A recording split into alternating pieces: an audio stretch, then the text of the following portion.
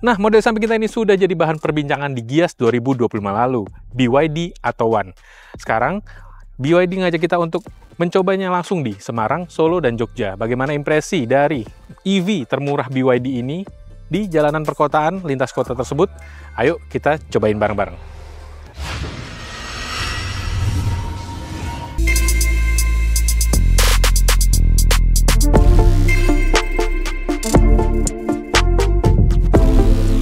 Nah, sebenarnya untuk bahasan soal eksterior sudah diperbincangkan pada Gias lalu, tapi bolehlah kita singgung sedikit soal eksterior dari Atto1 ini.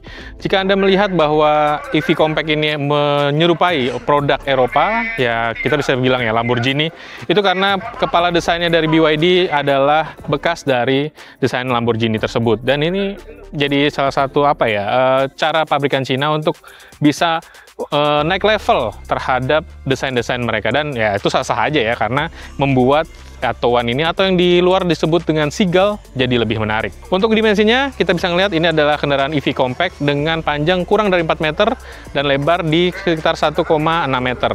Dan ini menjadi salah satu keunggulan untuk tawaran EV perkotaan yang lebih kompetitif ya, dan juga bisa dipilih oleh konsumen-konsumen pengguna EV pertama mungkin, atau mungkin sebagai kendaraan tambahan. EV ini menawarkan tinggi ground clearance setinggi 155 mm, tawaran pelek 16 inci yang sporty, serta kehadiran spoiler belakang bernuansa sport yang berukuran besar untuk ukuran area belakang mobil kompak ini. Kemudahan bepergian, Atto1 menawarkan ruang bagasi seluas 230 liter. Ruang ini bisa diperbesar hingga 930 liter dengan melipat kursi baris kedua. Terakhir, tawaran warna bodi. BYD menawarkan 3 warna untuk konsumen Atto1. Ada Apricity White, Cosmos Black, dan Sprout Green. Warna terakhir ini membuat mobil berukuran kecil ini terlihat mencolok di jalanan. Impresi pertama interior Atto1 tipe premium adalah mewah. Ini karena bahan kulit mendominasi detail pada interior, mulai dari lingkar kemudi hingga jok. Dashboard juga menyertakan tuas yang memudahkan pengoperasian fungsi-fungsi dasar, termasuk transmisi berkendara dengan model yang unik. Kesan modern hadir dari layar utama 10,1 inci yang menghadirkan beragam fungsi, termasuk sambungan telepon genggam, Android Auto, dan Apple CarPlay. Layar instrumen di bagian kemudi sudah digital dengan lebar 7 inci yang menghadirkan beragam informasi sepanjang perjalanan. Kelengkapan lain dari varian teratas ini terdapat wireless charger, speaker sebanyak 4 buah di kabin, soket Type-C dan Type-A, serta micro SD yang memenuhi beragam kebutuhan sepanjang perjalanan. Lantas, bagaimana kesan di baris kedua? Nah, salah satu yang jadi bahasan untuk Atto1 adalah gimana sih impresi di baris keduanya. Sebagai mobil EV compact, dia menawarkan jarak sumbu roda di angka 2,5 meter, dan ini jika dibandingkan dengan mobil ICE konvensional, dia setara dengan Jazz generasi kedua ya. Dan bagi saya, dengan tinggi 1,6 meter, 169 cm, ini masih terhitung lapang. Dengan ini adalah baris pertama yang dengan ukuran tubuh saya juga.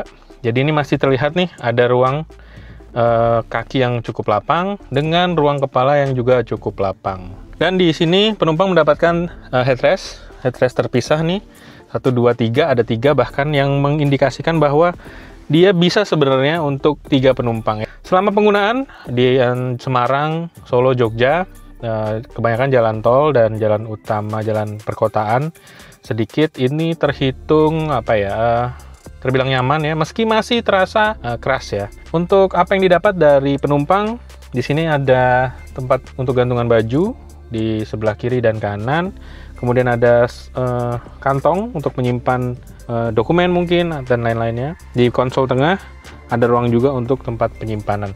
Yang disayangkan sebenarnya adalah tidak adanya saluran udara atau semburan AC di arah belakang sini, sehingga mostly sepanjang perjalanan masih mengandalkan semburan dari baris pertama. Dan rasanya ya dengan harga yang ditawarkan dan juga kenyamanan yang didapat, ini masih bisa ditolerir.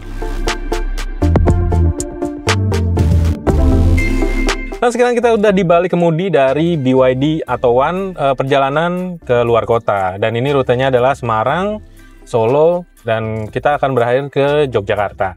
Untuk pengalaman perdana membawa Atto1 di luar kota terhitung cukup baik ya. Utamanya soal sudut pandang, ini terhitung luas dengan posisi duduk yang commanding ya, agak tinggi nih bisa dibilang.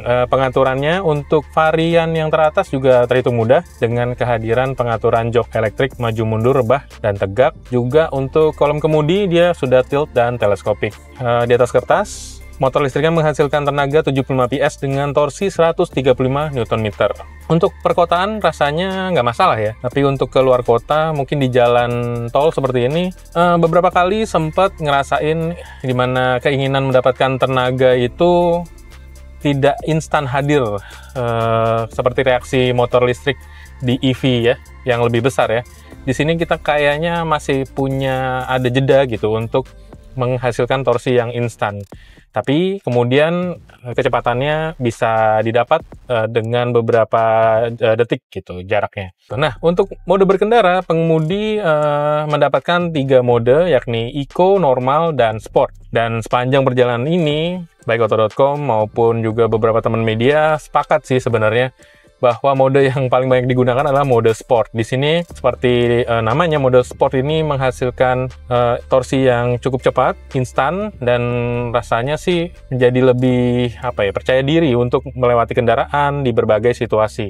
Utamanya tol di Semarang ke Solo maupun ke Jogja itu kan banyak turunan dan tanjakan, dan itu jadi salah satu yang membuat penggunaan mode sport ini jadi lebih meyakinkan. Nah, selain mode berkendara, BYD juga menyertakan yang namanya mode pengendalian ya, steering mode. Di sini ada comfort dan juga sport. Seperti juga namanya, comfort tuh kayaknya dibuat untuk situasi perkotaan ya, yang bisa bermanuver dengan lincah. Kemudian sport, di mana kendalinya jadi lebih stiff ya, jadi lebih kaku gitu, yang membuat perjalanan di jalan tol seperti ini misalnya jadi lebih agak kaku gitu ya, lingkar kemudinya untuk digerakkan. Dan ini untuk pengalaman perdana di perkotaan maupun luar kota seperti ini jadi salah satu tambahan yang menyenangkan untuk sebuah EV dengan bandrol harga murah seperti Atto1 ini.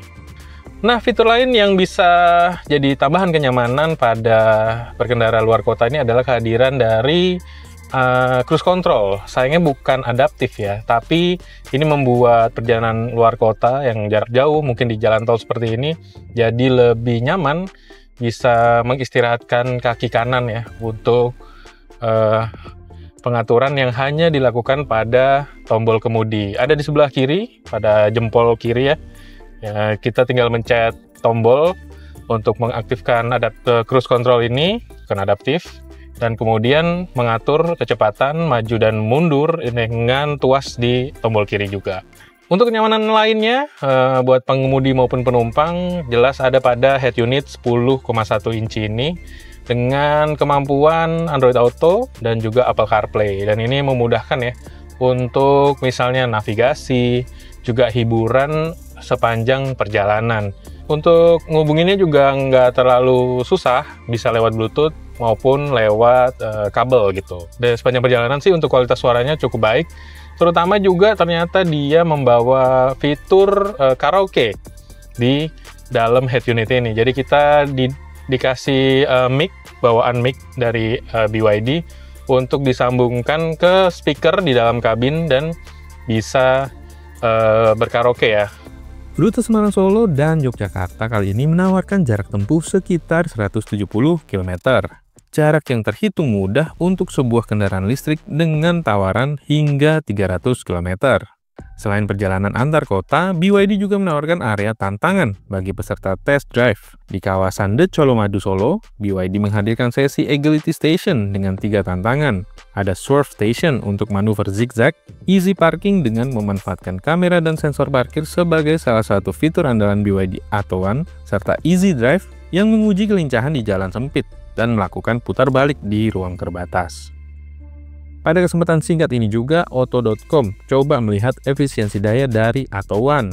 Mobil kompak ini diisi 3 penumpang, dewasa dengan bobot total 250-an kilogram. Gambaran rute perjalanan dimulai dari kota Semarang, melewati jalan tol menuju The Colomadu Solo, kemudian berkegiatan melewati tantangan dan melanjutkan perjalanan ke Yogyakarta melewati jalan tol. Mode berkendara digunakan beragam, namun mayoritas menggunakan sport, sesuai dengan alasan yang sudah diutarakan. Semburan AC di level 2 dan 3, soket USB digunakan untuk mengisi daya sepanjang jalan. Nah, hasilnya pada saat titik akhir perjalanan di Yogyakarta, didapat angka konsumsi rata-rata 14,6 kWh per 100 km.